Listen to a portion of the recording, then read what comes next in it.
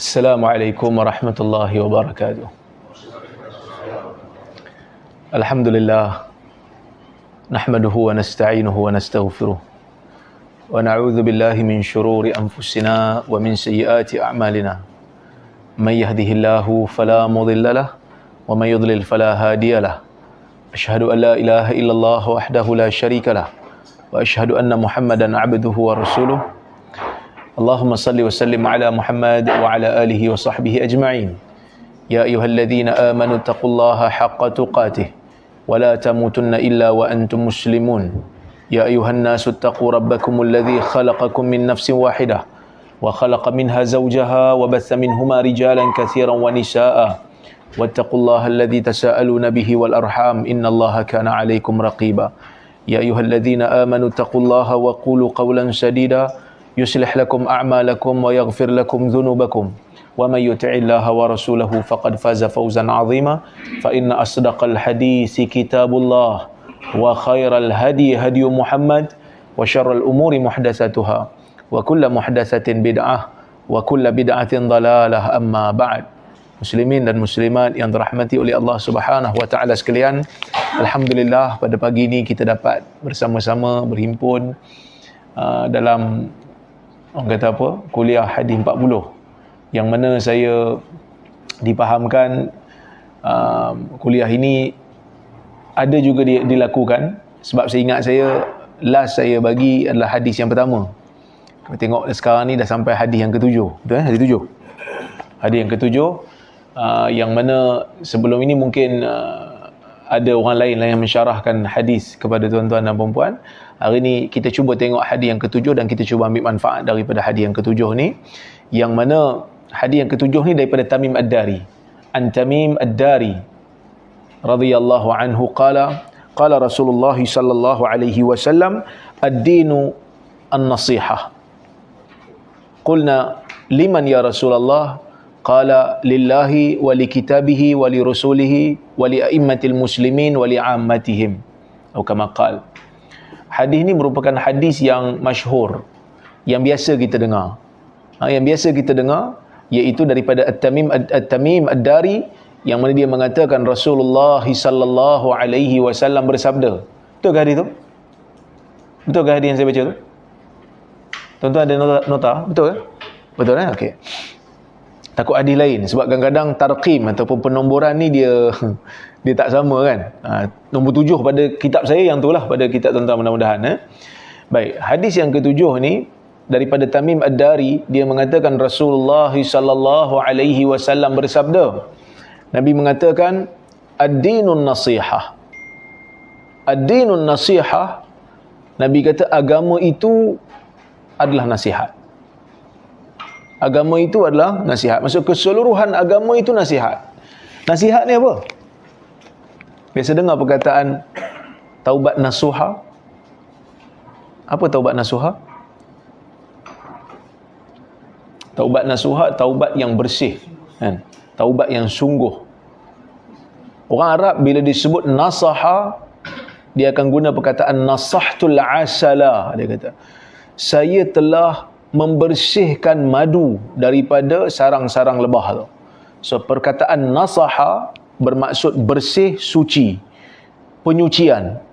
Maka bila Nabi SAW kata ad-dinun nasihah, agama itu nasihat, ialah nasihat proses. Agama itu membersihkan, menyucikan.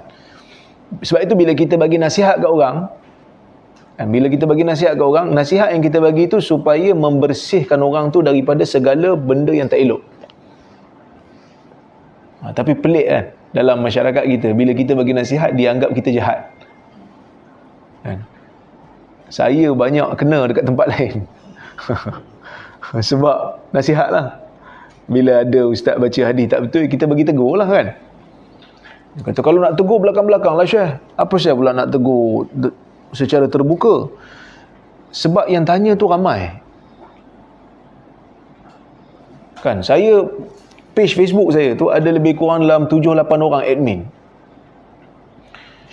Masuk dekat inbox satu hari kadang-kadang sampai 50-60 message.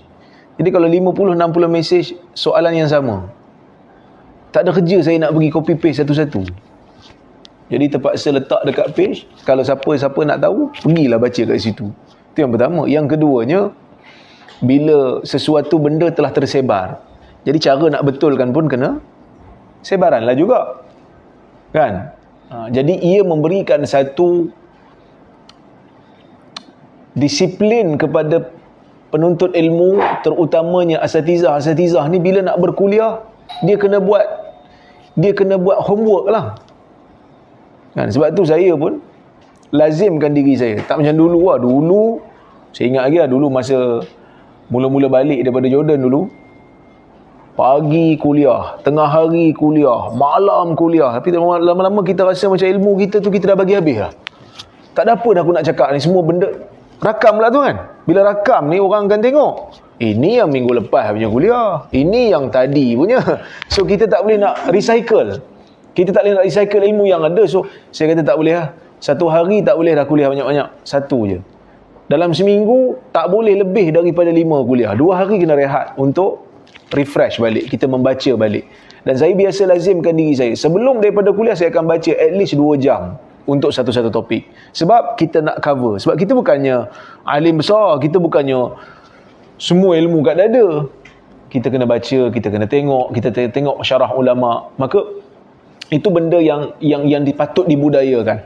Kan? Jadi bila kita bagi nasihat, sebenarnya nasihat ni kita nakkan kebaikan. Iradatul khair lil mansuh. Kita nakkan kebaikan daripada orang yang kita nasihat. Sebab itu Nabi SAW mengatakan, nasihat itu idza stansahaka fansahlah.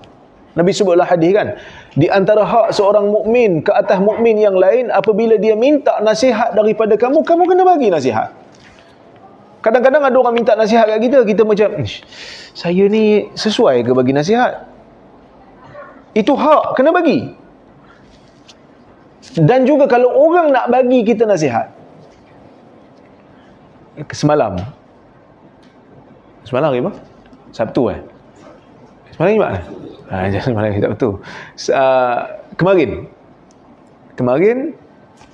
saya ada program dipanggil penyerahan nota tugas. Kan? InsyaAllah hari Khamis ni saya akan bermula tugas barulah. 1 bulan 2 ni saya akan bertugas di Perlis. Satu tanggungjawab yang besar.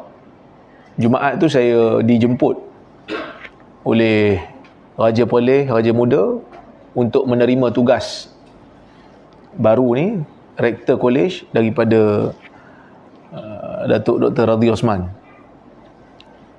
Kebetulan dalam majlis tu dia datang. Lepas tu saya jumpa dia. Dia pun tak larat dah lah. Masa berdiri tu dia kata ada tempat duduk tak? Saya kata duduk sini Datuk. Lepas tu dia duduk, saya pun tak ada tempat nak duduk, saya pun bersimpuh lah kat lantai. Nak dengar dia cakap apa. Saya kata, apa nasihat Datuk nak bagi pada saya? Dia kata, cari orang yang boleh beri nasihat dengan ikhlas. Sebab dia kata bila kita dah jadi bos ni, yang mengampu datang banyak. Saya ni 3 hari bulan ni saya akan jadi bos. Ada driver, staf ratusan orang, student ada 1,600 orang. Saya pun fikir boleh ke saya buat? Tapi ada orang sebut kat saya, dia kata, orang kecam-kecam kau, kali kau jadi bos, yang kecam-kecam tu kekal kat Facebook je lah. Kan? Tapi itulah perancangan Allah Azza wa Jal. Ini bukan satu kebanggaan, ia satu benda yang berat. Tapi nasihat yang dia bagi kat saya tu, saya rasa benda yang sangat-sangat bagus. Iaitu, bila kita dah berada di tempat yang sedikit tinggi daripada orang lain, kita kena cari orang yang boleh beri nasihat dengan ikhlas kat kita. Sebab bila kita dah ada kuasa ni, kadang-kadang kita rasa macam kita nak dengar benda yang baik ya. Allah Azza wa Jal menurunkan Al-Quran kepada Nabi Muhammad sallallahu alaihi wasallam, dan dalam banyak-banyak surah dalam Quran tu ada surah yang dipanggil sebagai surah Abasa. Bisa dengar surah Abasa? Abasa wa tawalla an ja'ahul a'ma. Dia bermasam muka dan dia berpaling. Siapa yang baca surah ni, Allah Ta'ala mulakan ayat Abasa wa tawalla. Dia bermasam muka dan dia berpaling. Siapa yang masam muka ni? Orang akan tanya, siapa? Sebab bahasa Arab ni, dia bila ada verb, dia ada dia punya pembuat dia kan. Dia guna perkataan dia bermasam muka dan dia berpaling. Orang yang biasa baca bahasa Arab, dia bila ada satu fi'il, ada satu kata kerja, dia akan cari siapa pembuatnya, siapa yang masam muka ni, siapa yang berpaling ni. Bila kita tengok dalam riwayat-riwayat, oh Nabi anja'ahul a'ma, apabila datang kepada dia seorang yang buta. Siapa yang buta ni? Ibn Ummi Maktum, Abdullah bin Ummi Maktum, seorang sahabat yang buta, yang miskin, muazzin Nabi SAW, tukang azan selain daripada Bilal. Bilal azan, dia pun azan, tukang azan Nabi SAW. Kita baca surah tu, kita akan terimbau. Setiap orang yang baca sampai bulan Ramadan nak khatam Quran, dia akan baca surah tu. Untuk apa? Peristiwa yang berlaku di zaman Nabi SAW, ketika mana Nabi sedang berdakwah kepada orang-orang Quraisy, kepada pembesar-pembesar Quraisy, datang kepada Nabi satu orang buta, miskin. Dalam miskin, buta pula tu, dia kata, ya Rasulullah, alimni ma 'allamakallah. Ya Rasulullah, tolonglah ajar pada saya benda yang Allah ajar kamu. Nabi tak jawab. Nabi bermasam muka dan Nabi berpaling daripada dia. Dia tak nampak pun, sebab dia buta kan. Dia tak nampak pun Nabi masam muka kat dia. Dia tak nampak pun Nabi berpaling daripada dia. Allah turunkan Quran daripada langit, bagi tahu dekat semua orang Islam, bukan hanya pada dia, pada semua orang Islam, Nabi telah bermasam muka dengan satu orang ni. Nabi telah berpaling daripada satu orang ni. Kenapa Nabi paling? Kenapa Nabi masam muka? Bukan kerana satu alasan yang tidak valid. Alasan tu kalau kita fikir logik, Nabi sedang berdakwah kepada pembesar. Nabi sedang berdakwah kepada orang-orang besar, yang mana bila ada orang besar masuk ke dalam agama, Nabi memikirkan tentang kesinambungan dakwah di Mekah. 13 tahun dekat Mekah, Nabi tak nampak jalan ni. 13 tahun ni Nabi tak nampak. Kat sini tak kena, situ tak boleh, sini tak boleh. Kan? Macam saya, banyak tempat tak boleh, tapi ada online. Kan? Ada online. Sekarang saya pindah Perlis, lagi banyak tempat boleh. Dan hari tu Datuk Mufti bisik kat saya. Dia kata, titah tuanku, Dr. Rora kena pegang satu masjid jadi pengurusi, masjid baru. Nanti tuan-tuan datang Perlis, insyaAllah bulan 5 ni ada perkampungan sunnah. So nanti tuan-tuan datang, singgah masjid tempat saya jadi pengurusi nanti. Dulu orang, kalau saya nak pergi ceramah, orang tanya, ada tauliah tak? Sekarang ni saya panggil orang ceramah, saya tanya, ada tauliah tak? Begitulah perancangan Tuhan. Kan? Jadi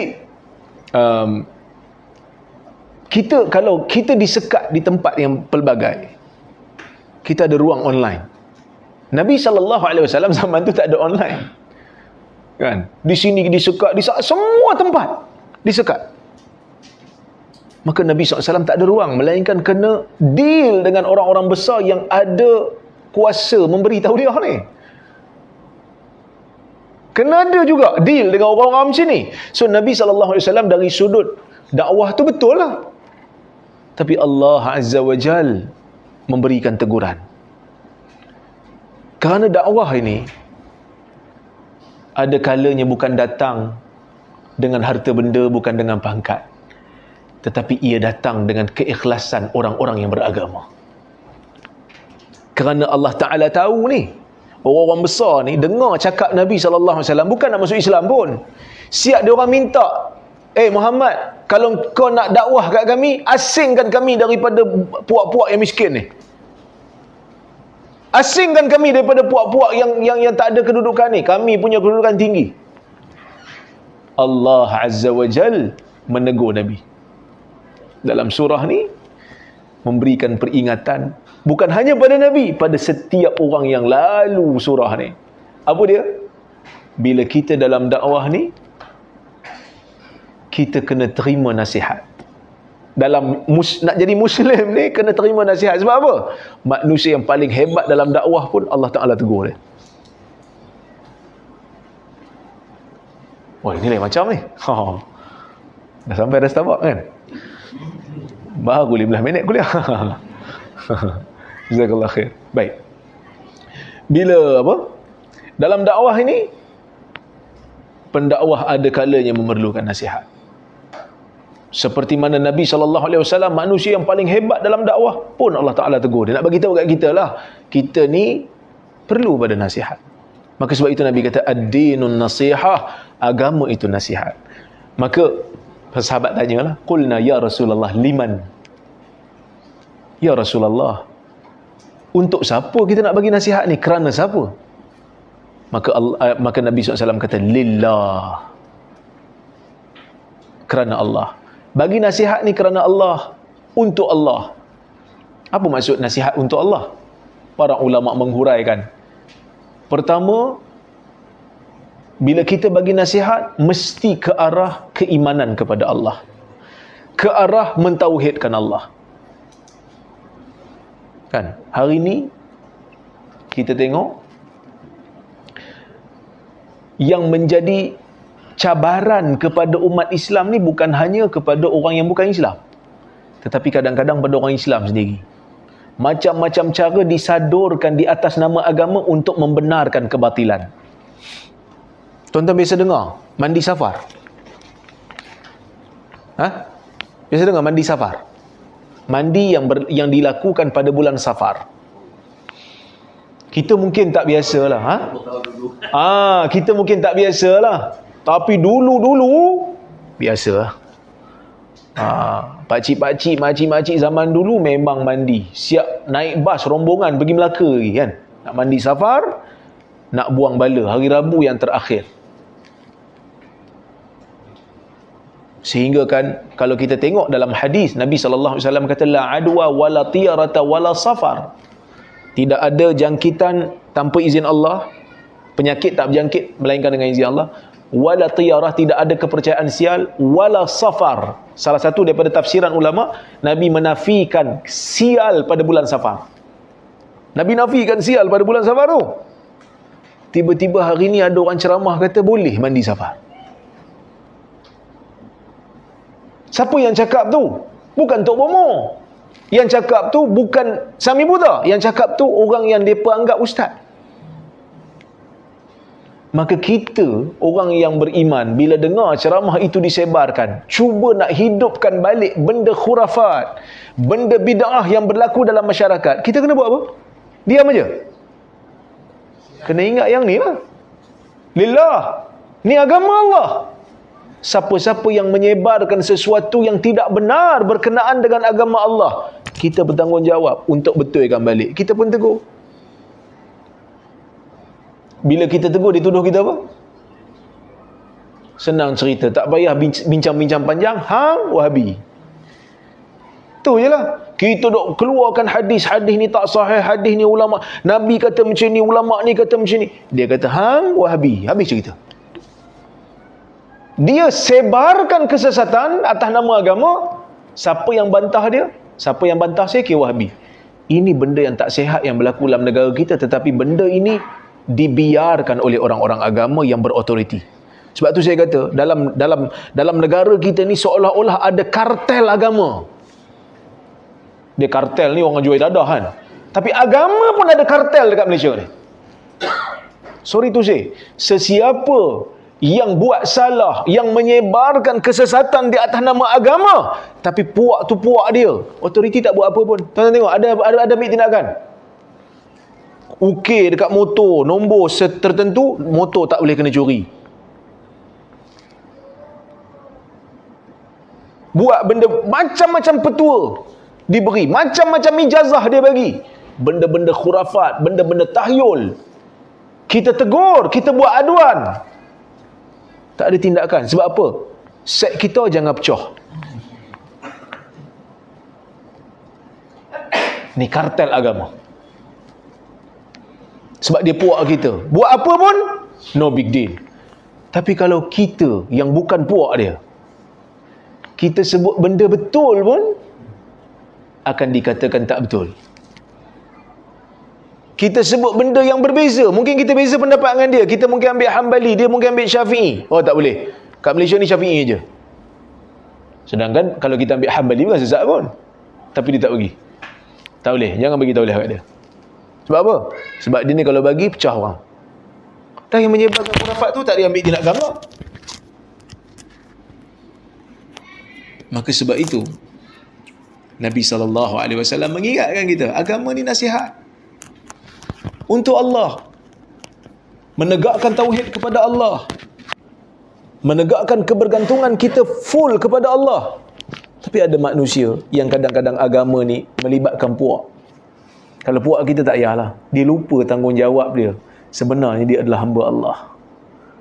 Kadang-kadang manusia melebihkan kumpulan dia berbanding tuntutan Allah terhadap dia. Ini yang berlaku pada puak-puak jahiliyah. Dan bila kita kata lillah, nasihat ni untuk Allah, kerana Allah, kita kena percaya bahawasanya Allah ini adalah Tuhan yang hanya satu-satunya layak untuk kita berikan ibadat, untuk kita persembahkan segala amalan. Ibn Qayyim mengatakan di dalam kitab dia Ighathatul Lahfan, dia kata manusia ni kalau dia bertauhid kepada Allah, bila dia nak melakukan sesuatu kerana Allah, dia kena tanya dua soalan pada diri dia. Dua soalan. Soalan pertama pada, aku buat ni untuk siapa?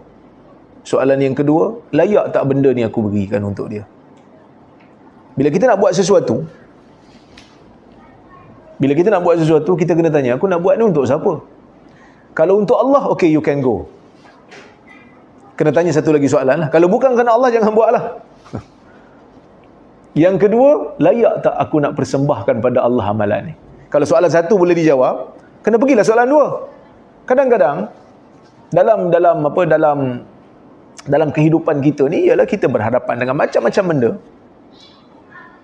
Kan? Saya sendiri pun macam-macam cabaran duk ada. Orang duk maki pun satu hal, kita mengajar dekat kuliah pun orang duk maki dekat bawah. Kan? Kadang-kadang kita rasa macam nak balas balik nak maki balik Tapi kita kata kalau aku nak maki balik ni, pertama aku buat ni kerana Allah. Yang kedua, kalau aku maki balik, layak ke benda ni aku persembahkan pada Allah? Sebab itu satu kata-kata yang sangat baik dinisbahkan pada Imam Malik, disandarkan pada Imam Malik, tapi tak sahih daripada Imam Malik. Dia kata, idza ra'aita rajulan yudafi'u 'anil haqq fayashtum wa yasub fa'lam annahu ma'lulun niyyah. Apabila kamu melihat seorang mempertahankan kebenaran tapi dia maki orang lain, dia kutuk orang lain, ketahuilah niat dia tak betul. Innal islamu ghaniyun an hadha, kerana Islam tak perlukan benda ni. Islam tak perlukan kepada cacian, kepada makian. Jadi ini benda yang kita kena tahu. Itu yang kedua. Yang ketiganya, bila kita kata nasihat untuk Allah, kita kena tegakkan, kita kena beriman yang Allah mempunyai sifat-sifat dan ciri-ciri yang sempurna. Bila kita percaya yang ni, maka kita akan tidak ada keraguan. Tak ada lagi nak pergi minta dekat Tok Wali, tak ada lagi nak kena pergi minta dekat keramat. Kita minta pada Allah, kerana Allah itu sentiasa mendengar.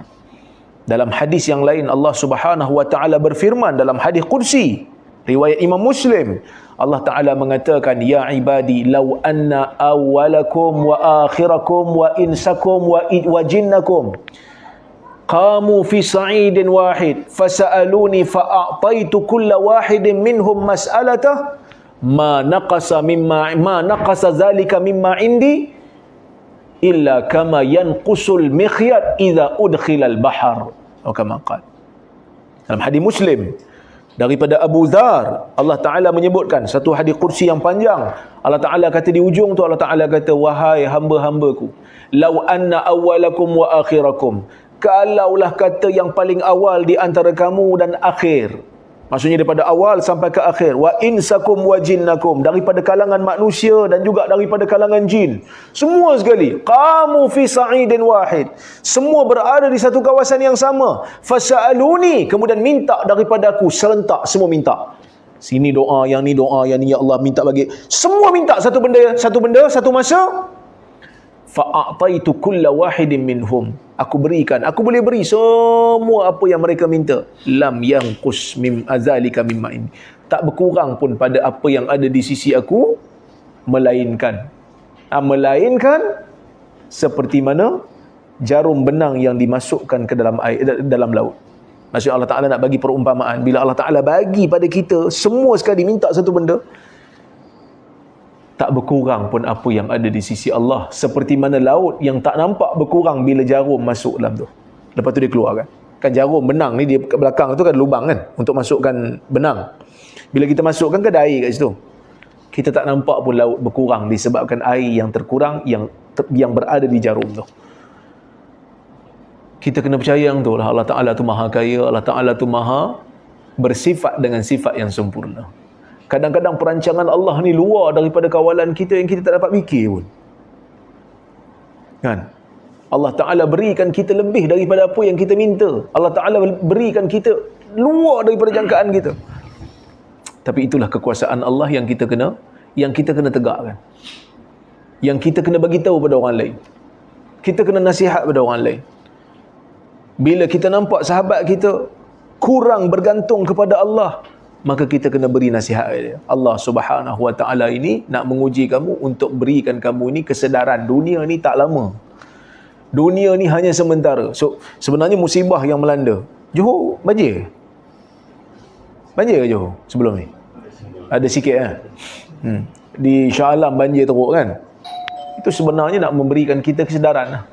Bahawasanya ad-dunya zailah. Dunia ini setiap masa, setiap ketika akan ada manusia yang pergi. Tak kekal. Ya? Maka janganlah kita ini terlalu bergantung dengan dunia yang ada. Itu salah satulah. Bila kita kata lillah wali rasul, lillah untuk Allah, wali kitabihi. Kemudian untuk kitab Allah. Maksudnya kita bila memberikan nasihat, kita nak menegakkan sifat Allah, kita nak menegakkan kitab Allah. Kerana Islam itu kena kembali kepada asasnya yang utama, iaitu kepada Al-Quran. Yang mana daripada Al-Quran itulah hujjah sunnah itu tertegak. Kerana Allah Subhanahu Wa Ta'ala sendiri sebut wa ati'ullah wa ati'ur rasul. Taatlah kepada Allah yakni Al-Quran, taatlah kamu kepada Rasul yakni as-sunnah. Kan? Jadi bertauhid nasihat kepada Allah. Kita percaya bahawasanya Allah Ta'ala bersifat dengan sifat yang sempurna. Kita memberikan ketauhidan kepada Allah. Kita menyeru orang ke arah tauhid. Dan kita beritahu bahawasanya Islam adalah satu agama yang tak boleh, orang kata apa? Yang tak boleh kompromi dengan benda-benda syirik. Tak boleh. Tak boleh kompromi dengan benda-benda yang mengarah kepada sesuatu menafikan ketauhidan Allah, keesaan Allah.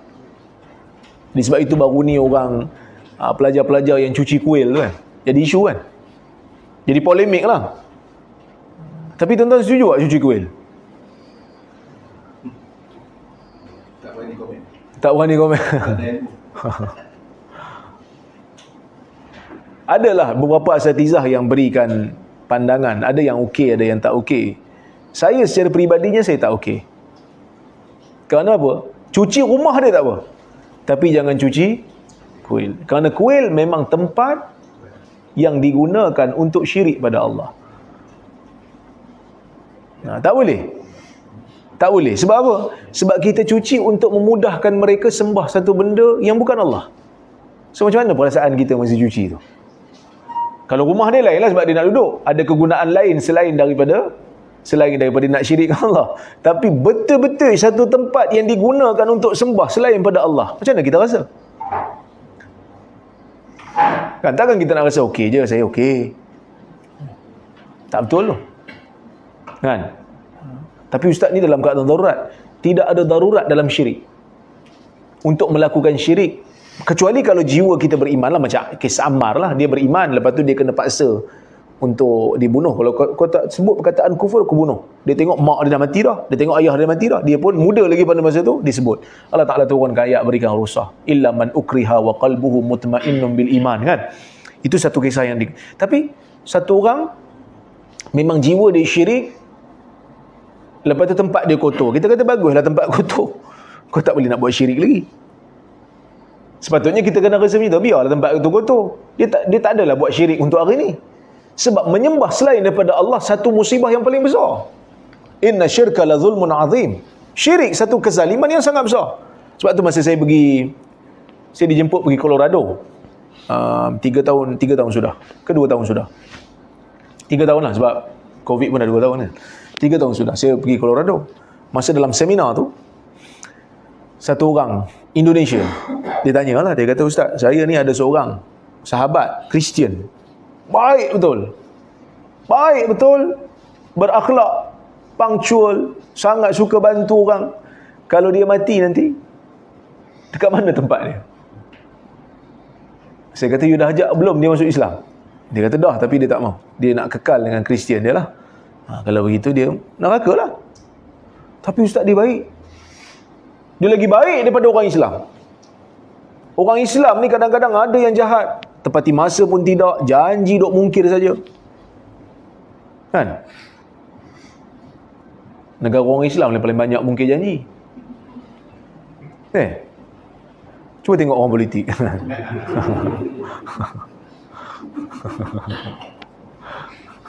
Tapi tak apalah yang tu. Johor nak PRN kan? Banyak janji lagi kan?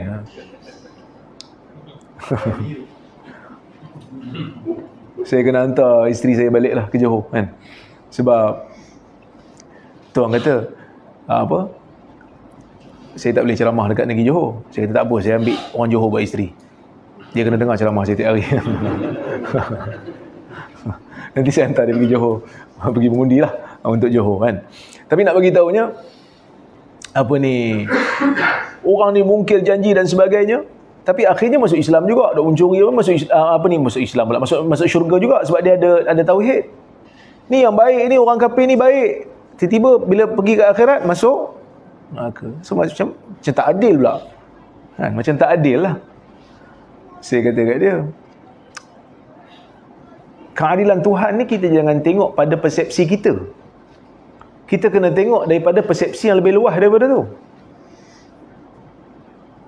Saya jawab macam tu lah. Saya kata persepsi kita kadang-kadang memang kita nampak tak adil, tapi bila kita tengok daripada persepsi yang berbeza.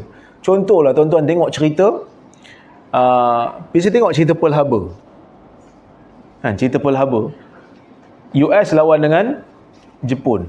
Kalau US buat filem, nampak siapa baik? US lah baik. Tapi kalau Jepun buat filem, nampak Jepun lah baik. So kita tengok daripada angle yang berbeza, so persepsi kita akan beza. Dalam bab syirik ni saya kata, dalam bab syirik ni kita jangan tengok pada persepsi manusia. Tengok persepsi manusia dan nampak baik lah, tapi tengok daripada persepsi agama.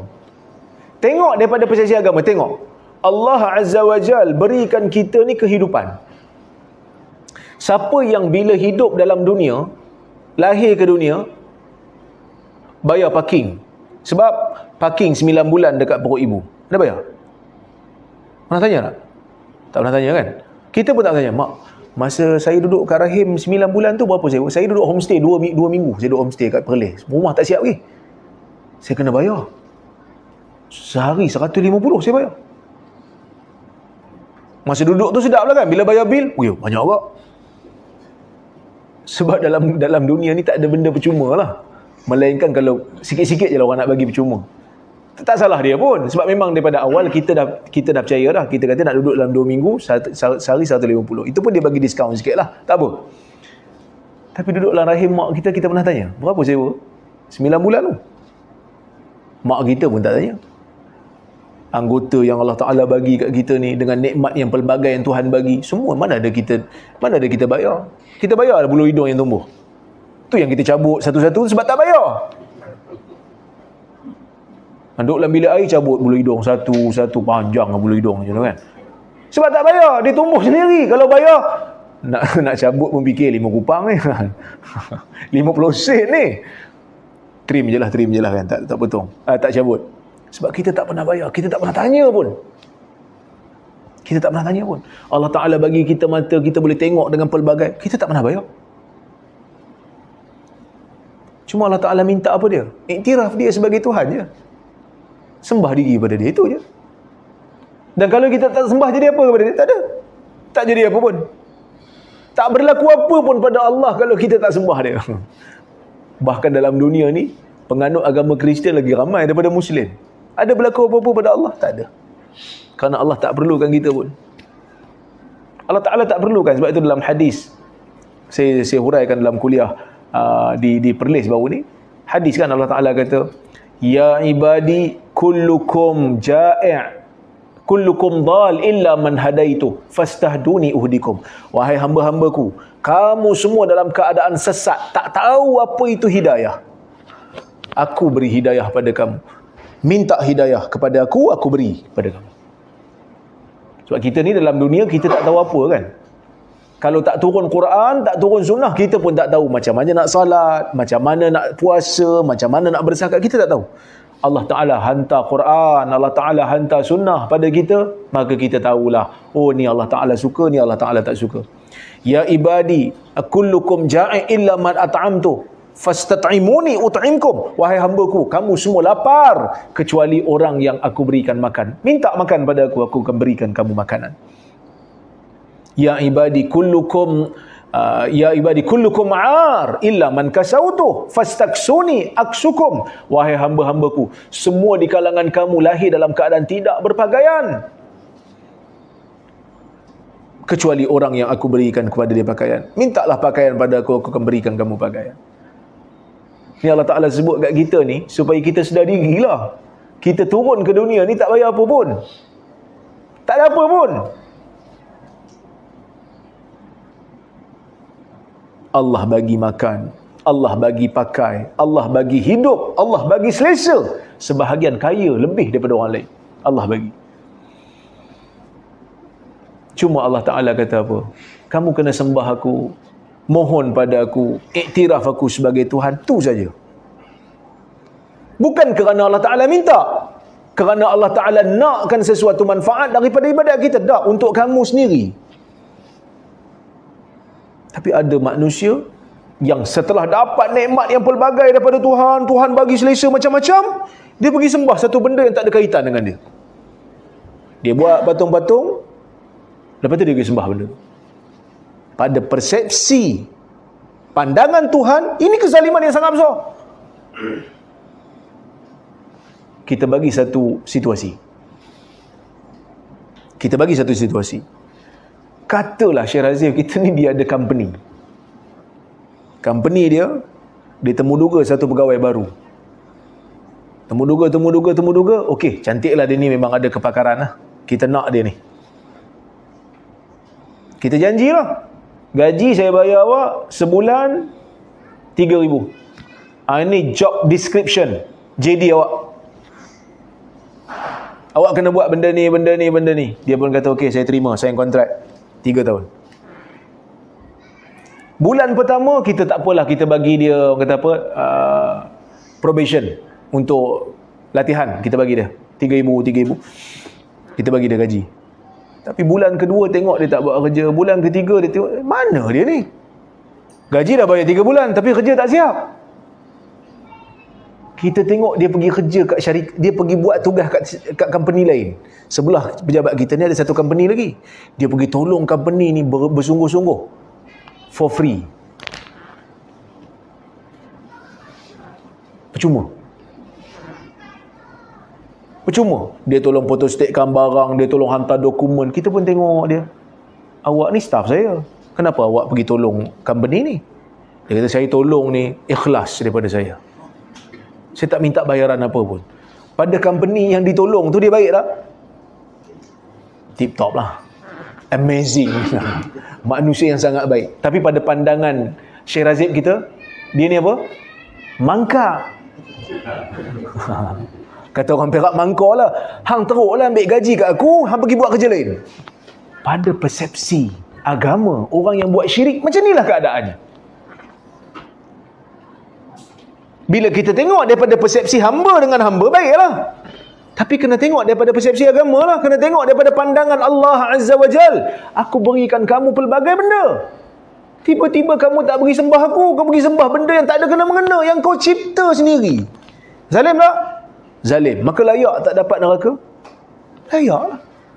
Kerana kezaliman tu. Tapi orang yang katalah jahat sikit-sikit, tapi dia tetap iktiraf Tuhan dia, paling tidak dia iktiraf Allah yang bagi aku, walaupun dia jahat pada manusia lain, dia berhak tak dapat. Akhirnya syurga untuk yang Allah Ta'ala sediakan untuk dia? Berhak. Sebab dia iktiraf Tuhan dia. Tapi sebab Tuhan ni maha adil. Sebab engkau ada buat masalah dengan manusia lain, maka aku azab engkau kejap.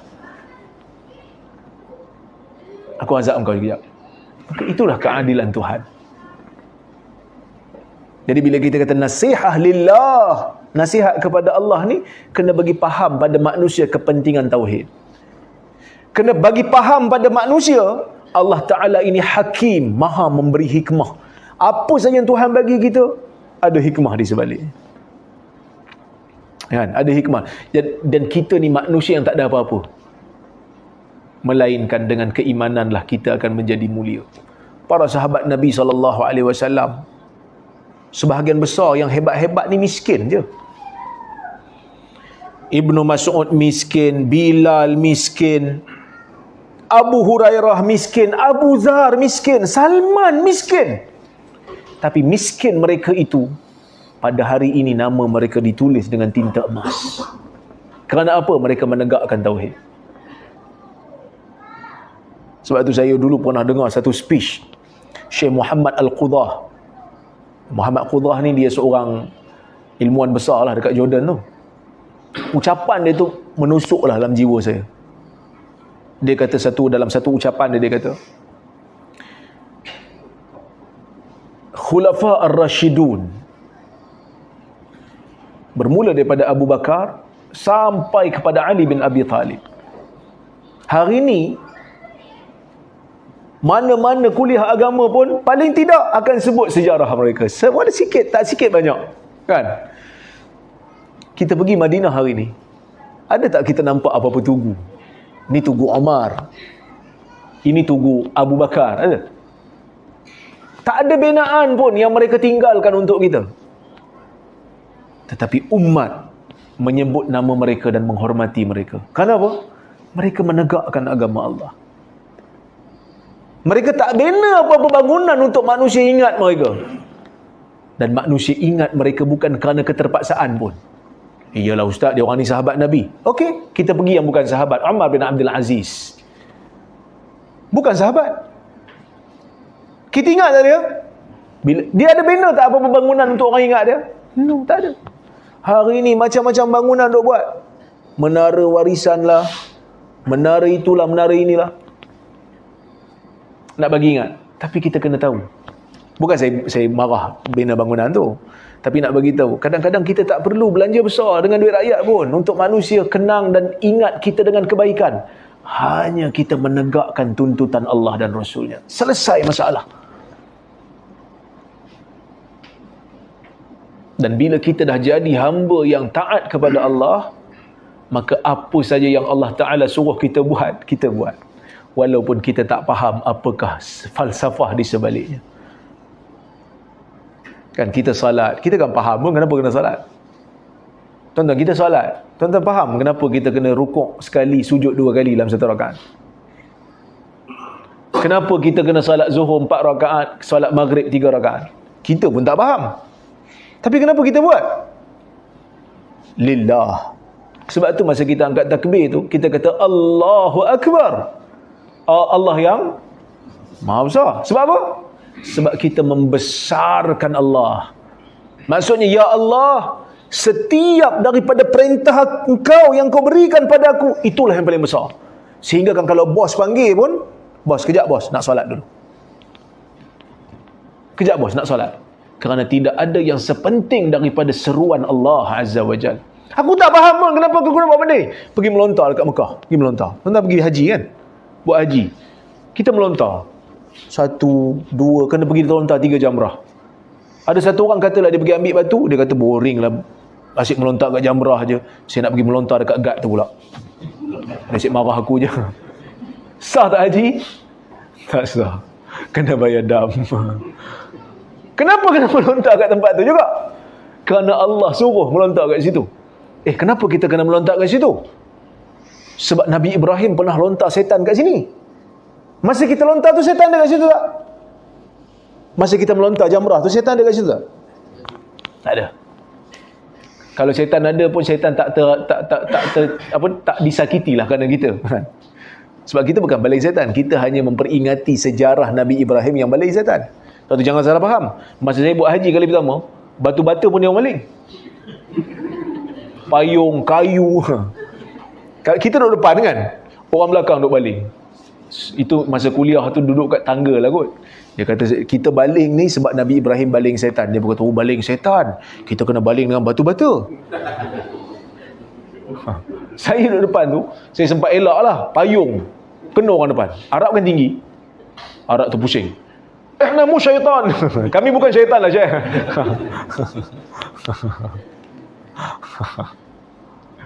Kita buat dan kita sebut Bismillahi Allahu Akbar, dengan nama Allah aku baling, dan dengan membesarkan Allah aku baling. Kita tak faham apa falsafah di sebaliknya, tapi kita buat. Sebab kita nak jadi hamba Allah yang menegakkan ketauhidan kita pada Allah. Kita nak jadi hamba yang taat. Allah Ta'ala suruh kita salat, kita salat. Allah Ta'ala suruh kita puasa, kita puasa. Berat puasa kan? Beban juga puasa. Tak makan bermula daripada fajar sampai terbenam matahari, itu satu benda yang berat. Untuk siapa? Untuk Allah. Masuk dalam bilik air, tengok air dalam kolah. Lebih menarik air ni. Boleh minum ni? Bukan ada orang tahu pun. Kita tak buat kerana Allah, kerana kita tahu ini tuntutan Allah. Allah Ta'ala tahu. Menegakkan tauhid. Kan? Wali kitabihi. Dan juga menegakkan kitab Allah. Maksud menegakkan kitab Allah dengan kita mengadakan satu golongan manusia yang menghafal kitab Allah. Kita tengok Mahat Hafiz pun dah banyak. Kerana menghafal kitab Allah merupakan fardu kifayah. Daripada menghafalnya, kita tadabbur maknanya. Allah Ta'ala mencela golongan yang tidak tadabbur makna ayat-ayat Al-Quran. Afala yatadabbaruna Al-Quran. Adakah kamu tidak bertadabbur makna-makna ayat Al-Quran? Kerana Quran ni kalau kita tadabbur, kita akan dapati pelbagai hikmah yang Allah Ta'ala letakkan di dalam Al-Quran.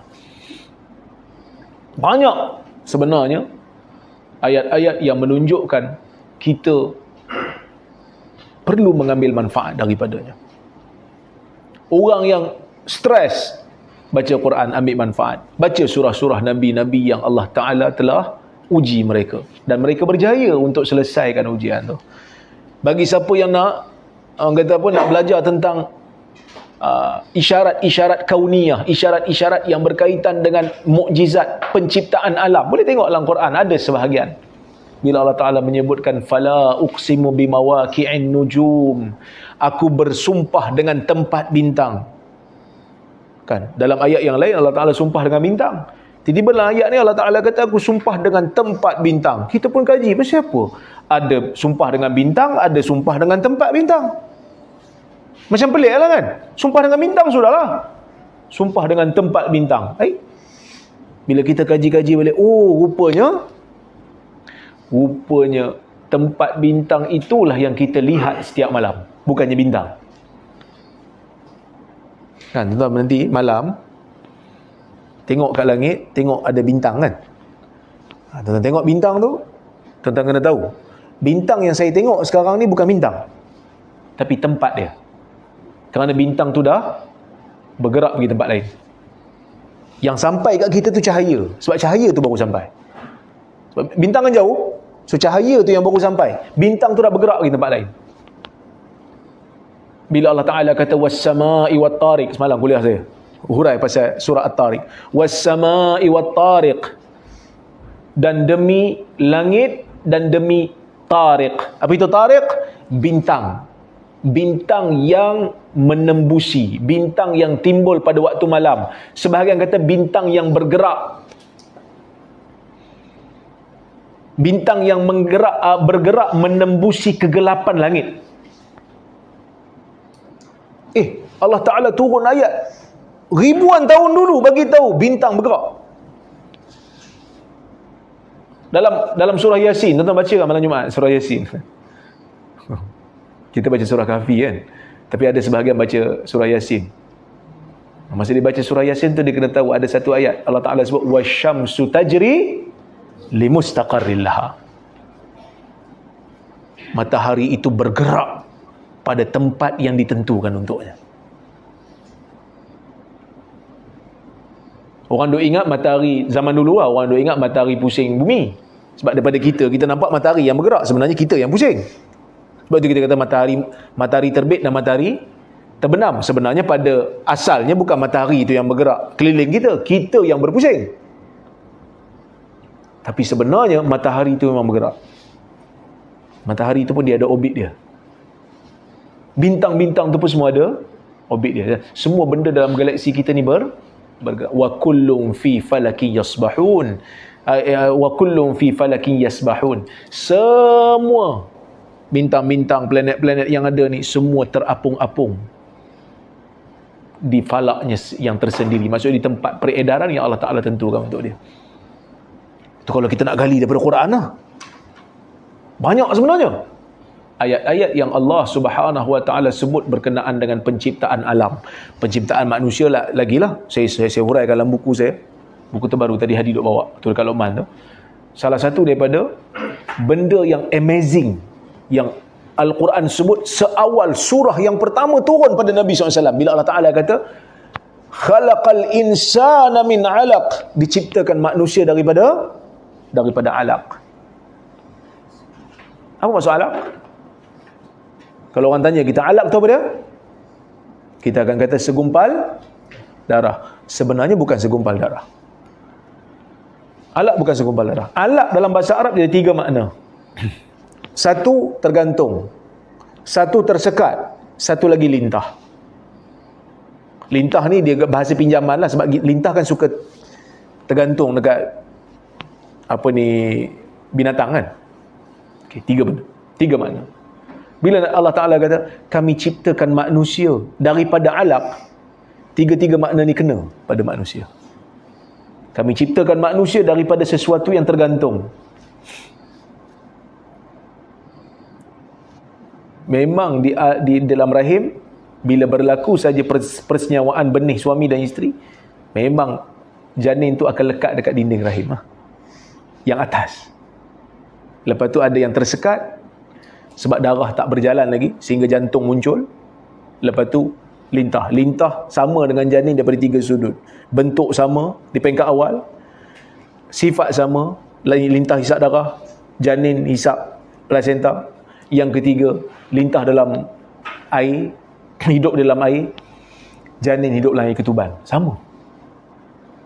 Bila kita baca ni, kita macam menakjubkan. Seawal surah yang pertama turun, Allah Ta'ala nak bagi tahu kita, ia mengandungi kemukjizatan ilmu. Mukjizat. Hebat. Kan?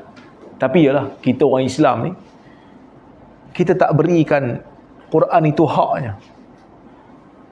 Kita tak tadabbur makna Quran. Tapi kita hanya tengok tomato potong-potong ada kalimah Allah. Daging potong ada kalimah Allah. Yang tu bukan mungkin ia menunjukkan kebesaran Allah. Tapi kalau setakat tu, orang Kristian pun ada buka belah-belah, tengok ada cross. Itu orang lain pun boleh buat. Kan? Orang Islam kena kaji. Bila Nabi SAW sebut pasal lalat, Nabi kata lalat ini bila jatuh dalam bekas makanan kamu, hendaklah kamu benam dia. Lepas tu kamu keluarkan. Kerana sebelah kepak dia ada penyakit, sebelah lagi ada penawar. Saya baru terima satu artikel yang dibuat oleh saintis. Dia ada buat kajian berkenaan dengan proses ni. Satu bekas tu diletakkan dengan orang kata apa? Lalat, dan satu lagi dicelupkan lalat, satu lagi dicelup sebelah, yang ni dicelup dua-dua. Dia buat kajian, dan memang bakteria akan banyak di sebelah sini. Akan banyak tumbuh. Yang sini tak tumbuh banyak. Sebab apa? Sebab dia kata berkemungkinan antibodi lalat tu yang mematikan bakteria dalam tu. Patutnya kita kaji benda tu lah. Bila Nabi SAW kata jilatan anjing kena basuh dengan air tanah, kita kena kaji lah kenapa. Mungkin sebahagiannya kita tak dapat lah, tapi at least kita kaji lah. Kan? Dan kita kena collaborate lah, orang agama dengan orang bidang sains kena collaborate. Sebab kadang-kadang ada juga kecenderungan dia asyik nak marah orang agama je. Kan? Mundurnya umat ni sebab orang agama. Saya kata ada juga yang marah bila kita bincang bab hukum ni. Dia kata apa bincang bab hukum ni, kata bincanglah bab vaksin. Saya kata vaksin ni ustaz-ustaz bincang hukum je. Kalau saya jual vaksin, tuan-tuan pun tak mau beli. Tuan-tuan saya dah buat vaksin sendiri, tuan-tuan nak beli? Ustaz buat vaksin, apa ramuan dalam tu? Saya letak tamar, saya letak madu. Tuan-tuan pun tak nak beli kan. Tiba-tiba nak cucukkan benda-benda yang tak certified. Sekarang kalau saintis buat vaksin pun kita takut nak ambil kan. Baik, kita tadabbur makna ayat Al-Quran, kemudian kita mengamalkan isi kandungan Quran. Kemudian Nabi SAW kata wali rasulihi, untuk rasulnya, kerana rasulnya. Nasihat untuk Rasul, yang pertama sekali kita jaga nama baik Rasul. Kita beriman dengan Rasul, kita jaga nama baik Rasul. Macam mana nak jaga nama baik Rasul?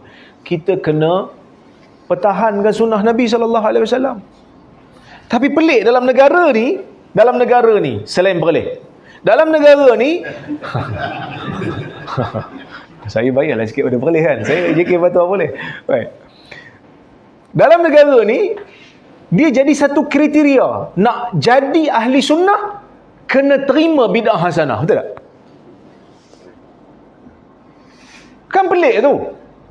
Tuan-tuan, bid'ah hasanah ni kalau tuan-tuan tak buat sekali pun dalam hidup, ada masalah tak pada diri kita, pada iman kita? Tak ada masalah apa pun.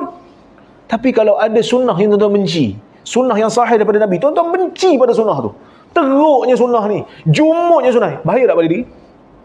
Ataupun kalau tak benci pun, tak amal walaupun sekali. Ada satu sunnah yang mudah dalam kehidupan, tak amal walaupun sekali, rugi tak? Rugilah, pahala tak dapat. Tapi dalam negara ni, siapa yang nak mengamalkan sunnah, mempertahankan sunnah, menghidupkan sunnah, dianggap sebagai Wahabi. Nak jadi ahli sunnah, kena terima bid'ah hasanah. Sebab tu saya kata, bila sampai waktu maulid, khutbah-khutbah akan dipenuhi dengan kepentingan menyambut maulid. Saya bukan masalah, saya tak ada masalah apa dengan sambutan maulid. Tapi saya tahu sebahagian ulama ada yang menentang. Kalau tanya pada saya kata isu ni memang khilaf. Sebab cara sambutan maulid tu kita kena tengok. Ada orang sambut maulid dengan upacara bid'ah, so bid'ah lah.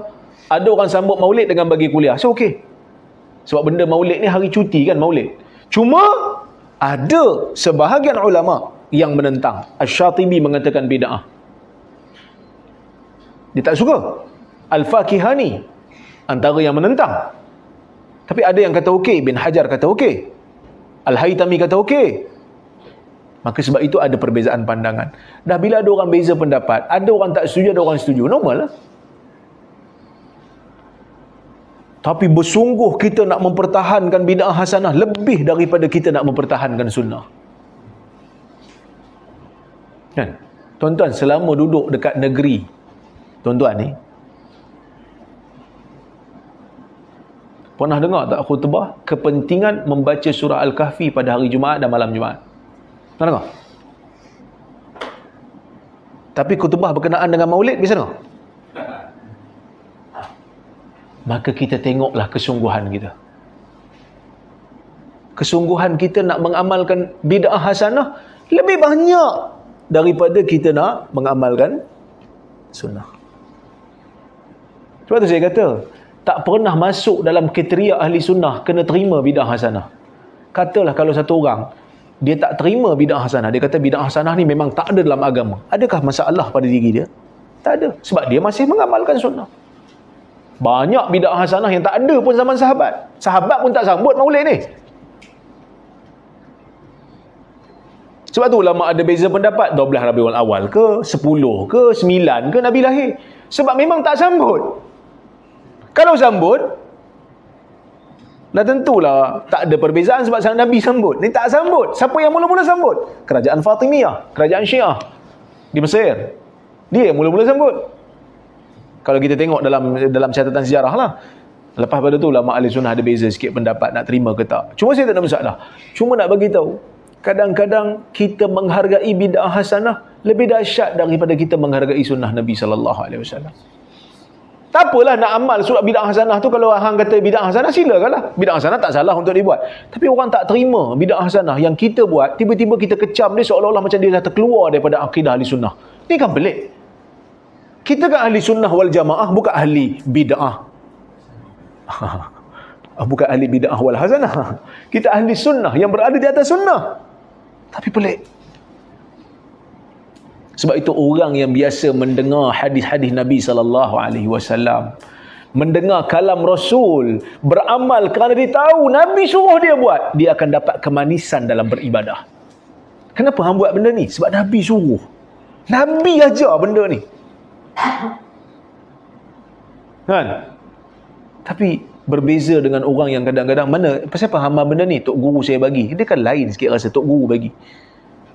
Tapi bila masuk tang sunnah, doa iftitah yang tu jugalah kita baca daripada zaman kafar, sekolah Dajjah 6 tu sampai sekarang, itulah yang kita baca. Allahu akbar kabira walhamdulillahi katsira. Pernah tukar tak? Tak pernah tukar. Pasal apa tak pernah tukar? Sebab tak baca buku hadis. Di sana ada pelbagai doa yang Nabi baca. Bukan saya nak kata salah, tak salah baca doa tu. Tapi bila kita nak upgrade solat kita mengikut sunnah, bid'ah sana kita upgrade ni. Ratus ribu habis nak buat majlis selawat yang tak pernah dibuat oleh Nabi SAW. Atas dasar bid'ah hasanah. Bid'ah hasanah ratus ribu nak bagi orang amal. Tapi sunnah, siapa ajar, jangan bagi tauliah kat dia. Dia memeningkan masyarakat. Balik. Ajaib. Zikir waktu kita sujud, zikir waktu kita rukuk. Kan ada zikir yang pelbagai daripada Nabi SAW. Ada hadis Nabi baca Subhana Rabbiyal Azim dalam rukuk. Ini biasa kita buat. Subhana Rabbiyal A'la dalam sujud. Ini biasa kita buat. Tapi ada yang lain. Subuhun Quddus Rabbul Malaikati wal Ruh. Subhana Dzil Malakut wal Jabarut wal Kibriya wal Azamah. Subhanakallahumma Rabbana wa bihamdika Allahumma ighfirli. Ini semua ada dalam hadis. Kita pernah buat? Tak tahu. Tapi biasanya masyarakat Muslim di Malaysia ini mungkin tak pernah dengar pun. Dengar orang lain baca, lain macam kau baca zikir ni, Wahabi Padahal benda tu dalam hadis.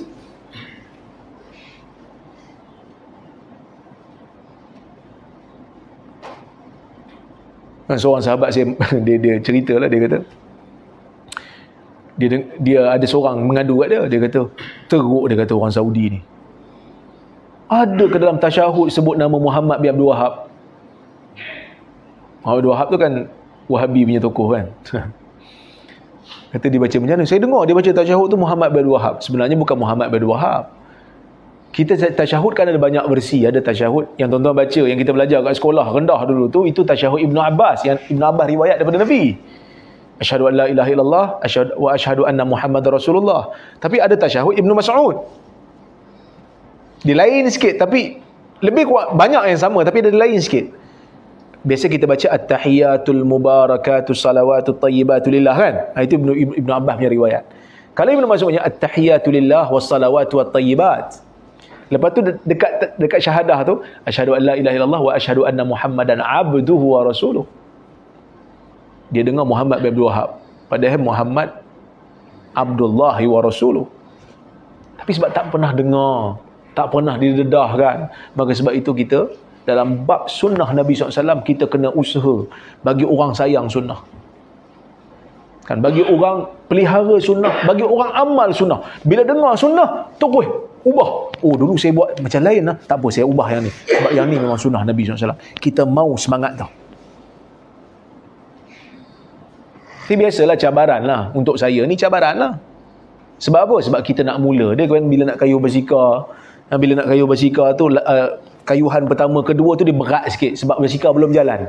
Tapi bila dah bergerak nanti dia akan jadi ringan insya-Allah. Dia akan jadi ringan. Sebab apa? Sebab dia dah bergerak. Alhamdulillah, gerakan sunnah makin lama makin dikenali. Orang dengar, orang ikut, orang follow. Walaupun kadang-kadang di negeri yang kita tak pernah sampai secara fizikal pun, orang biasa dengar kuliah kat YouTube dan sebagainya.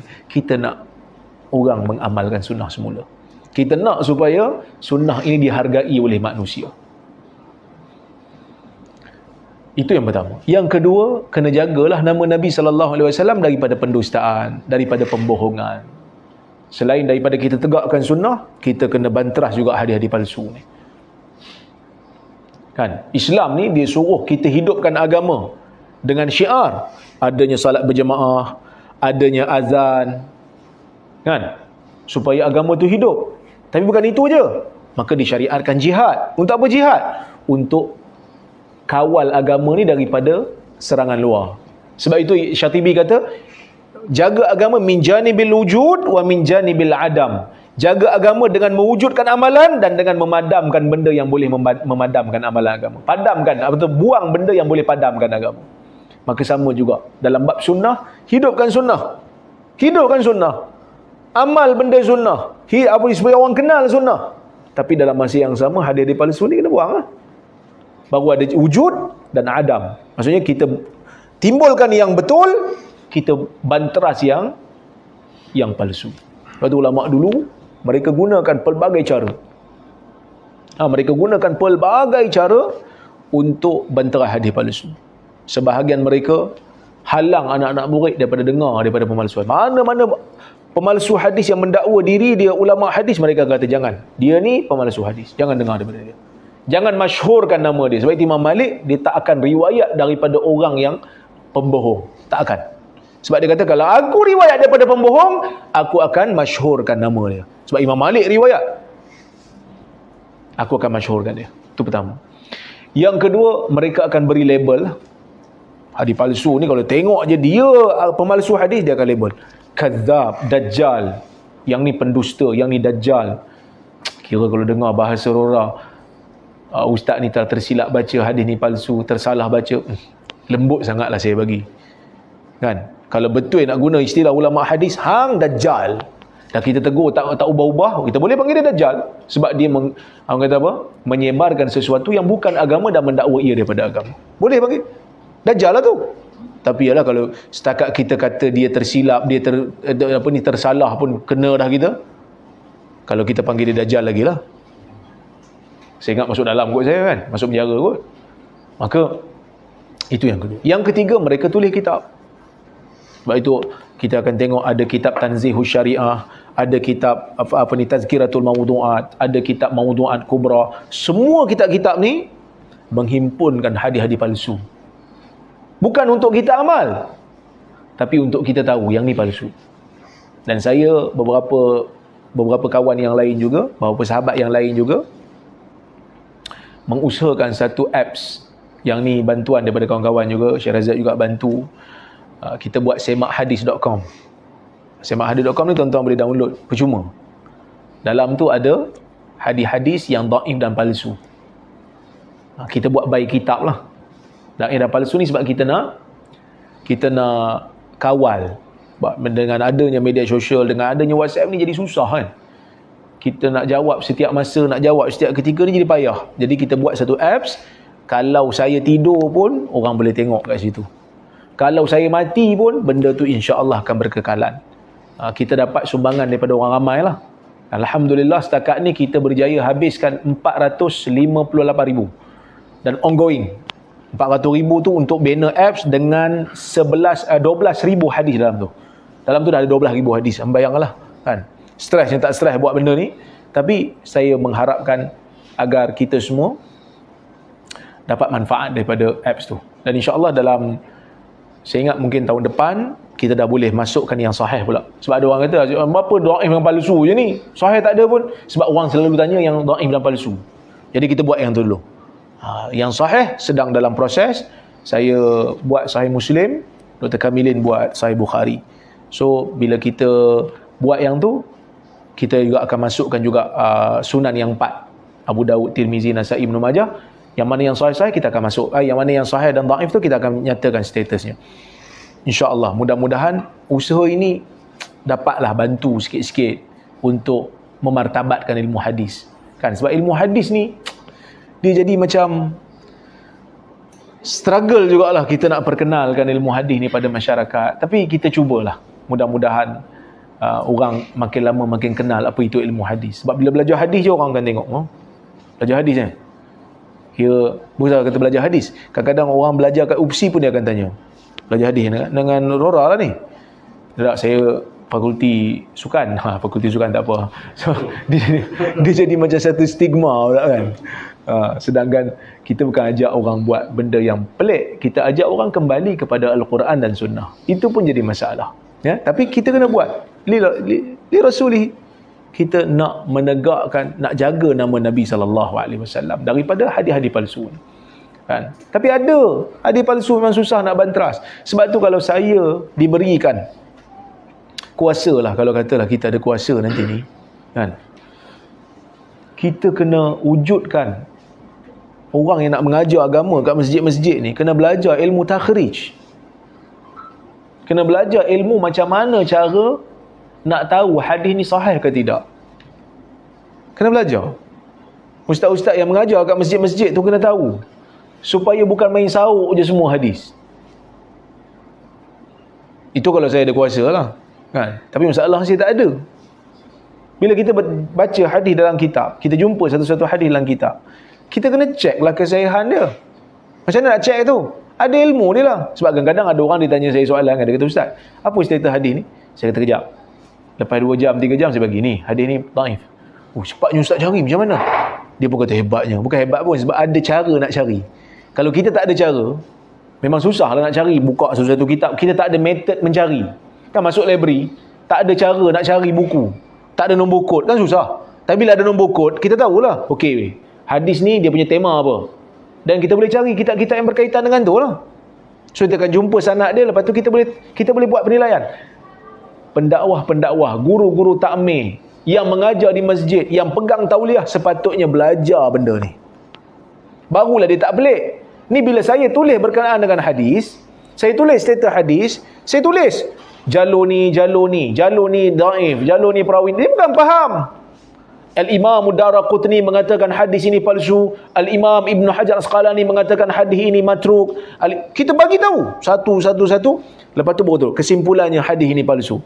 Dia tak baca yang tengah-tengah tu sebab dia tak faham apa dia. Dia baca kesimpulannya. Tengok orang sikit-sikit nak palsu hadis. Sikit-sikit nak palsukan hadis.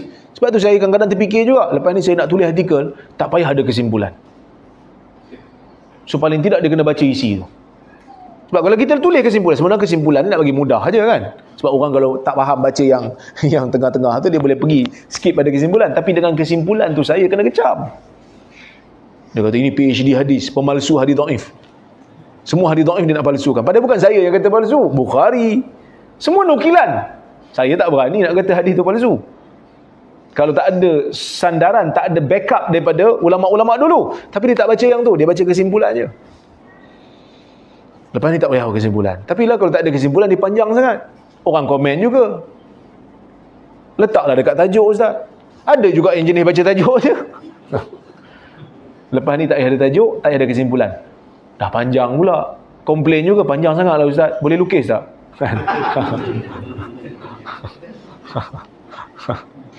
Jadi masalah kita bila berhadapan dengan manusia yang tak faham. Tapi tak apalah, ini ujian, cabaran. Mana-mana ilmuwan pun akan menghadapi benda yang sama. Orang jahil ni sentiasa akan memusuhi apa yang mereka tak tahu. Kan? Li rasulihi. Okey? Kemudian wali a'immatil muslimin. Nasihat untuk pemimpin. Nasihat untuk memimpin ni tanggungjawab kita. Ada orang dia kata saya tak maulah. Kan, tak maulah masuk-masuk isu politik ni. Tak. Nasihat Nabi SAW, kita ada tanggungjawab untuk nasihat pemimpin.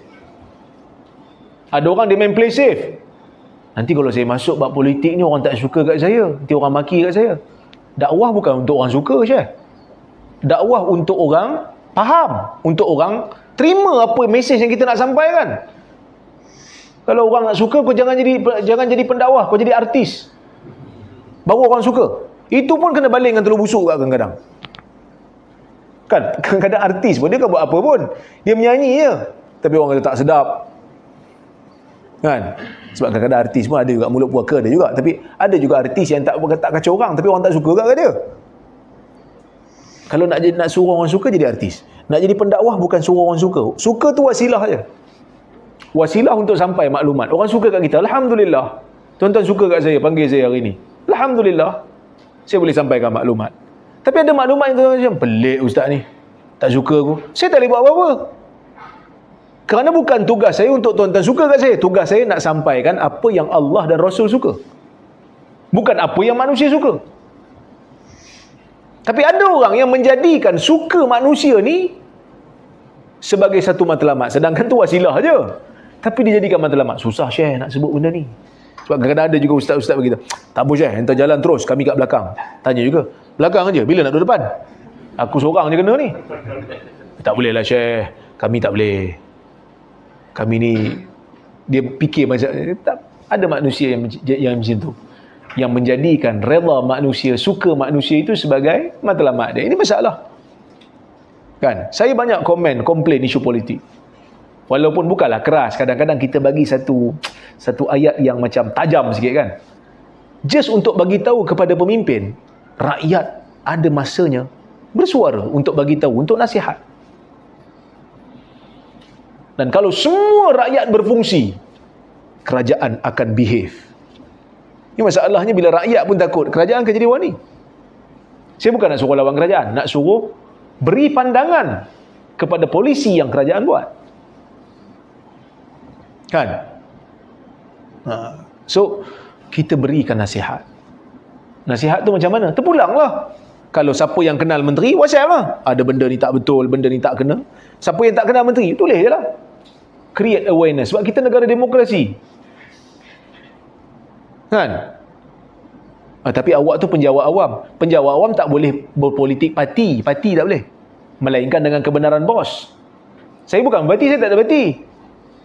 Dia kata tak boleh berpolitik, mengkritik dasar kerajaan. Kita bukan kritik, kita nak baiki. Kita kata benda ni tak kena. Contohnya kan. Apa masalahnya? Itu pun dalam bidang kita lah. Kalau ada statement-statement yang kurang kena, kita diberikan tanggungjawab yang besar untuk memberikan nasihat kepada pemimpin. Terutamanya kalau pemimpin jenis tunggang agama. Ini lagi. Tunggang label fire, jangan tunggang agama. Banyak benda boleh tunggang. Keldai boleh tunggang, unta boleh tunggang. Tapi kenapa tu agama juga yang kau nak tunggang? Kan? Tapi sebenarnya saya banyak menegur pun kalau ada isu ni lah tunggang agama kan. Dia buat apa pun ada je dalil bagi dia. Orang macam ni kena tegur. Sebab apa? Sebab sejarah membuktikan kewujudan mazhab Syiah itu adalah asalnya disebabkan oleh politik. Dengar kan Syiah? Syiah ni, dia memang satu, boleh saya katakan, bukan sekadar mazhab, dah jadi agama lain dah. Dah jadi agama lain dah daripada kita. Sebab dia tak pakai Sahih Bukhari Muslim kita ni. Dia ada kitab hadis dia. Kenapa mereka berbeza daripada kita? Pecah daripada kita? Sebab asal politik lah. Dia kata patut Ali jadi khalifah. Akhirnya membina doktrin. Membina satu ajaran baru yang tak sama dengan ahli sunnah. Kita tak mau ada orang-orang politik menggunakan agama sehingga membawa satu ajaran baru. Tak mau. Kan, masa berpakat dengan orang ni, siapa yang tak sama dengan saya, musuh Islam. Masa pakat dengan orang sana pula, siapa yang tak sama dengan saya, musuh Islam. Pening kita. Mana satu musuh Islam ni? Maka jangan guna perkataan musuh Islam, musuh Allah dan Rasul. Kamilah orang yang berpegang kepada kebenaran. Bila-bila masa kita kata parti ni ijtihadi, benda ijtihad, ada betul dan salah, tapi bukan semestinya orang tak sama dengan kita tu kerana dia memusuhi agama, tapi dia cuma tak setuju dengan kita.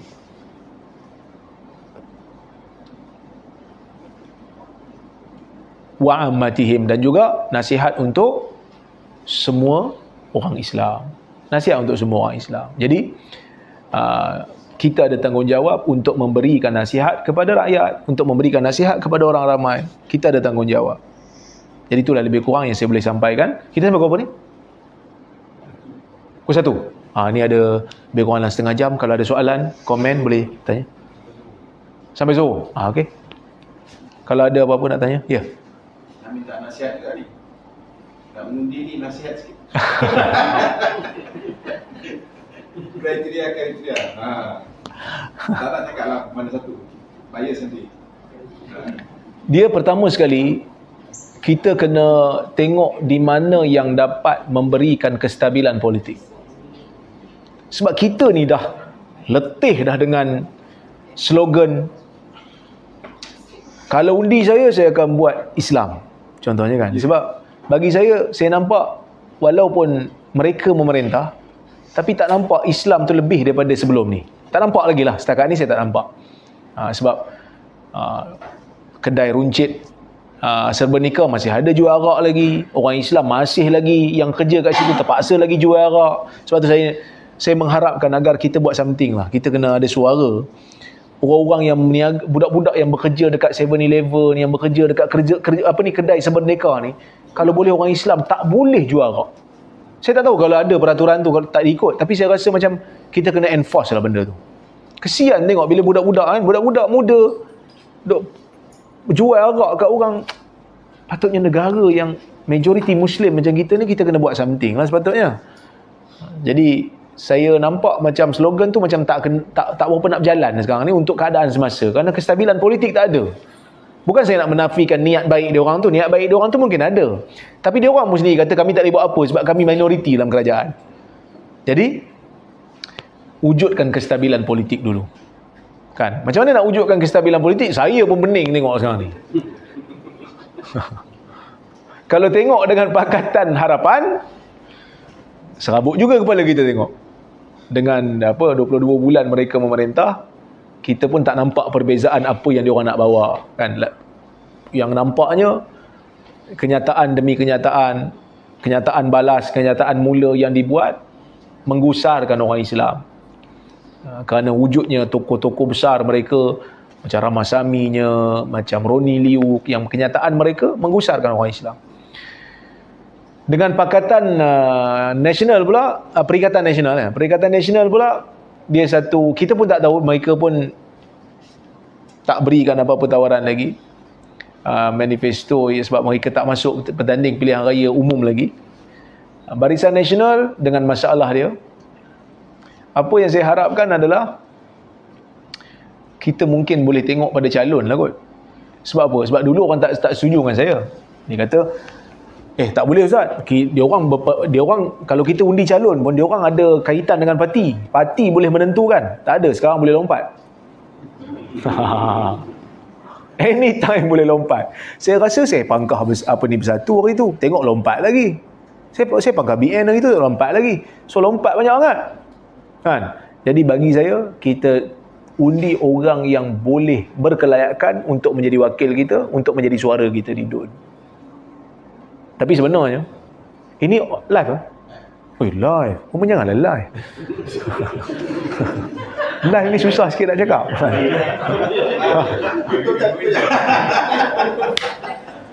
Ingat rakamnya kan. Tapi kita memerlukan, kalau kita nak buat perubahan lah kan, kita memerlukan ahli politik yang muda, yang kurang baggage. Sebab banyak ahli-ahli politik kita yang pelbagai bagasi, banyak file. Walaupun mungkin tak salah, tapi isu-isu mahkamah tu menggusarkan kita kan. Jadi kita perlu idea baru. Orang muda kena masuk politik, berikan tawaran baru kepada rakyat Malaysia. Ni balik-balik kita tengok muka tu je kan.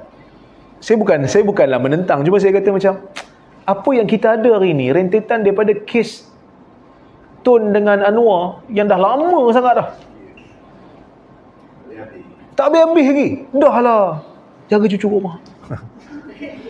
Bila orang cakap kat saya, orang marah lah kat saya. Tapi bayangkan kalau Anwar nak naik jadi PM, orang Tun takkan setuju. Tun nak jadi PM, dia pun dah tua. Jadi masing-masing tak ada keputusan. So dua-dua tu kalau boleh, kalau nak bagi nasihat silakan, nak jadi ahli politik silakan, tapi bagi satu tawaran baru, pemimpin baru kepada Malaysia. Kan? Ramai je menteri-menteri baru yang lebih bertenaga. Saya tengok Khairi Jamaluddin antara yang ada idea bagus. Kan? Datuk Seri Rizal Merikan antara yang bagus. Kemudian dalam PAS pun ada macam Fadli Syahari antara yang vokal dan bagus. Ini tokoh-tokoh muda. Syed Saddiq pun walaupun ada benda saya tak setuju dengan dia, tapi ada benda idea-idea dia pun bagus. Ini tokoh-tokoh muda dalam PKR ada yang muda-muda. Saya tengok dalam UMNO pun ada yang Syahril tu kan. Itu pun yang bagus. Dalam PKR pun ramai sebenarnya tokoh-tokoh muda. So tonjolkan tokoh-tokoh muda ni, berikan tawaran baru kepada rakyat Malaysia, kerana kita dah letih dah dengan orang-orang politik lama-lama ni. Balik-balik muka tu juga. Kan saya lemah lah. So rakyat Malaysia kena buat perubahan, kena berani buat perubahan. Kita dah buat perubahan dah sebelum ni, tapi nampaknya perubahan tu tak seperti mana yang diinginkan. Mungkin kerana yang tua-tua ni yang ada kat atas tu. So bukan kita nak kata tua-tua ni tak berfungsi. Hamka pun kata kalau dalam satu organisasi tua saja, muda je tak ada orang tua, dia mungkin tekan minyak tak ada break. Kalau tua je break minyak, asyik tekan break je minyak tak tekan. So kena ada dua-dua lah, gabungan tu kena ada dua-dua supaya bila perlu tekan minyak, bila perlu tekan break. Mudah-mudahan menjawab soalan walaupun tak begitu direct sebab live. Ada dua soalan. Ya. Okey, isu baru-baru ni kan yang jemaah pergi umrah dengan tidak bervaksin kan. Jadi bila dia tak vaksin dengan cara apps yang menipu yang dia buat apps dengan tak bervaksin tapi ada app tu, jadi dia orang dah dapat tangkap itu palsu.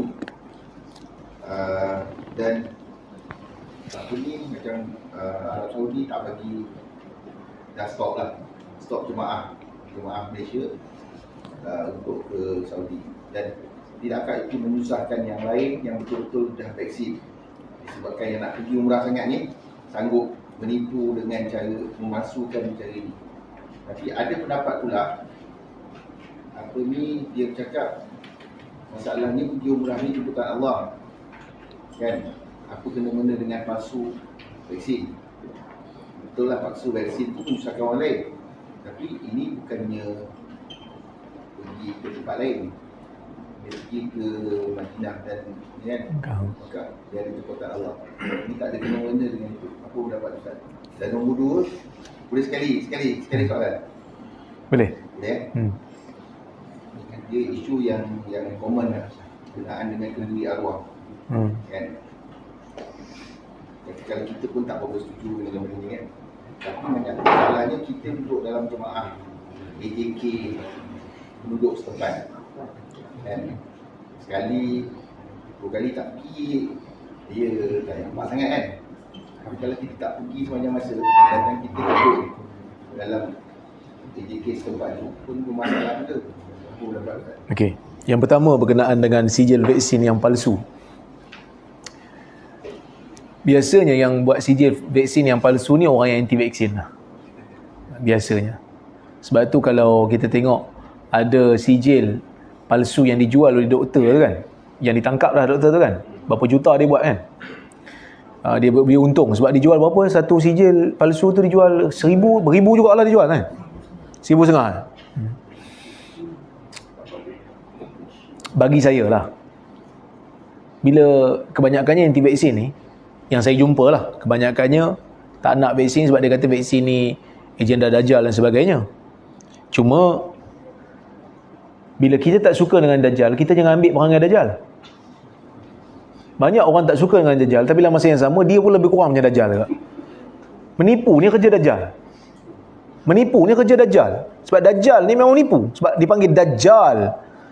Dajjal tu pembohong. Sebab tu ulama hadis melabel orang yang suka palsukan hadis sebagai Dajjal. Sebab pembohong. So Dajjal pembohong. Jadi kita berbohong yang kata kita ni dah divaksin sedangkan kita tak divaksin. Dosa ke tak berdosa? Dosa. Lepas tu kita menyusahkan orang lain pula. Dosa ke tak berdosa? Dosa. Jadi kalau katalah kita ni memang tak nak vaksin dan kerajaan tak bagi kita pergi sebab kita tak ada vaksin, tak payah pergilah. Pasal apa nak pergi menipu pula? Tak perlu menipu, kerana kalaulah kata sebab syarat nak pergi ke haji dan umrah ni kan dia az-zad war rahilah. Dia mesti ada bekalan yang cukup dan dia kena ada kenderaan ataupun rahilah ni zaman dulu tunggangan lah yang menyampaikan dia. Visa tak dapat sebab tak vaksin, tak perlulah pergi. Kerana kita tak dapat benda tu. Kerana kita kata saya tak nak ambil vaksin sebab vaksin ni bagi saya bahaya. Tak ada orang paksa pun. Sebab vaksin pun sekarang tak ada orang paksa. Cuma ada sekatan-sekatan dan halangan lah. Jadi, mungkin ada orang kata, itu kenapa kami disekat? Sebab kami pun rakyat juga. Dia macam ni lah. Kalau kita tak nak vaksin, kerajaan kata kena vaksin. Cuma booster ni ada isu sikit lah lately. Tapi untuk dos 1 dan 2 terbukti berkesan lah. Kalau ada kesan pun dia sangat-sangat minor. Tak efek kepada semua, yang tak efek kepada kebanyakannya okey dengan adanya vaksin. Kalau betul kita tak nak vaksin, kita kena bina hospital sendirilah. Kita kena kumpul anti vaksin ni, buat hospital sendiri. Sebab nanti kau sakit, yang kena rawat engkau orang yang suruh ambil vaksin tadilah. Yang kena jaga malam, ICU penuh, orang yang duduk dalam hospital tu lah. Kan? Orang yang suruh kau ambil vaksin pada awal, lepas tu bila kau kena, teruk macam-macam dia punya simptom, dia punya efek. Yang kena jaga kau tu orang hospital tu lah, yang kau kata ejen Dajjal tu. yang kena overtime setiap masa tu. Jadi kena buat hospital sendiri, kena buat community sendiri. Kan? Jadi itu nasihat saya lah kalau nak bebas. Tapi kita berbalik pada isu. Cuba bayang orang yang buat sijil palsu ni, sepatutnya kalau betul lah dia nak bantu, dia tak payah jual lah sijil tu, bagilah free demi umat. Tapi dia pun jual juga. Dalam masa yang sama dia pun ambil vaksin juga. Jadi mangkuk betul siapa yang percaya kat doktor tu. Kena tipu je kan. Kena tipu pun siang hari. Jadi ini benda yang tak patut berlaku. Ya, kalau betul kau tak nak ambil vaksin, kau tak payah pergi umrah. Kerana kewajipan dah gugur. Tidak ada visa, maka tak wajib pergi. Kan? Tak wajib pergi. Sebab kita tak ada visa, kita tak dibenarkan untuk pergi, maka ada halangan. Sebab tu dalam haji pun ada konsep ihsar, terhalang daripada melakukan haji. Itu bagi orang yang dah keluar dah tu, zaman dulu kan. Apatah lagi orang yang daripada awal tak dapat visa. Itu yang pertama. Yang keduanya, berkenaan dengan berkenaan dengan pergi tak vaksin ni, dia ada satu lagi isu yang kedua, iaitu vaksin ni ada macam-macam. Ada vaksin COVID, ada vaksin apa meningokokal ke apa kan. Yang tu ada isu sikit. Sebab kan ada seorang ustaz, dia kata dia tak ambil vaksin apa semua. TV Hijrah ada, TV Hijrah ke TV Hijrah lah, dia ada call saya, dia minta saya bagi pandangan sikit. Saya kata isu ni tak jelas bagi saya. Sebab yang bila dia kata dia bukan tak ambil vaksin COVID, tapi vaksin lain yang dia tak ambil tu ada isu sikit. Sebab Arab Saudi ni memang dia wajibkan visa umrah untuk ambil vaksin meningokokal tu. Tapi kalau dia ambil vaksin ziarah, vaksin pelancongan, yang tu tak wajib. Dia ambil visa pelancongan tu, dia tak wajib ambil vaksin tu. Jadi berkemungkinan, saya tak tahu, saya tak tanya lah ustaz tu, tapi berkemungkinan ustaz tu dia ambil visa yang tu lah, visa pelancong, jadi tak wajib ambil. Walaupun kerajaan Malaysia wajibkan siapa nak pergi umrah kena ada vaksin tu, tapi sebab visa tu visa pelancong, Saudi bagi visa pelancong, dan visa tu tak wajibkan kita untuk ada sijil vaksin tu. Jadi visa pelancongan tu boleh masuk Saudi sebagai orang yang buat umrah. Jadi itu yang menjadi masalah. Sekarang ni isu tu jadi tergantung sikit lah. Sebab kerajaan Malaysia wajibkan, tapi kerajaan Saudi kata kalau pelancongan tak perlu, kalau visa umrah saja perlu. Jadi ada kelompongan di situ. Yang lepas ni kita kena buat satu peraturan baru lah. Tapi salah tak? Kalau ikut undang-undang tak salah lah, sebab dia bukan langgar peraturan Saudi, sebab dia ambil visa pelancongan. Tapi kita jangan buatlah perangai tu kan.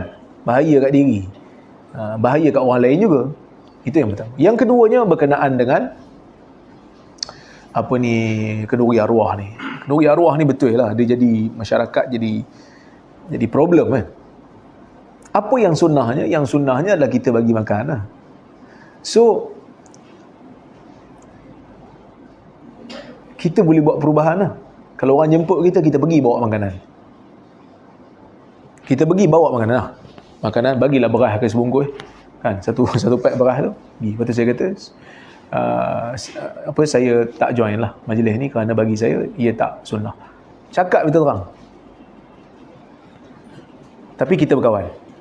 Kalau saya lah, saya punya style, saya cakap terang. Sebab dulu saya mengajar kat Negeri Perak. Lepas kuliah kan biasa ustaz-ustaz ni akan dijemput lah untuk pergi majlis tahlil arwah ni. Sebab kalau dia meninggal kat situ, dia akan panggil. Kali pertama saya katalah saya ada hal. Kali kedua saya kata, sampai pengurusi tu dia tanya, ustaz ada problem ke dengan majlis macam ni? Sebab mesti ustaz tak ada. Lagi saya cakap lah, saya tak pergi majlis ni. Jemput orang lain. Majlis lain saya pergi. Tapi bukan saya kata apa, saya tak pergi. Saya minta hormat pandangan saya. Cakap tu terang. Bagi saya lah, cakap tu terang lebih bagus daripada orang bersangka-sangka dengan kita. Cakap betul terang. Dan dalam isu yang lain, kita buat yang terbaik. Sampai orang tak boleh kata kita ni masalah. Saya bagi contoh. Nak cakap ke tak? Tapi tak apalah, sebagai contoh. Tuan-tuan, ada live ni, jadi orang kena kecam pula. Assalamualaikum. Kita jumpa lagi.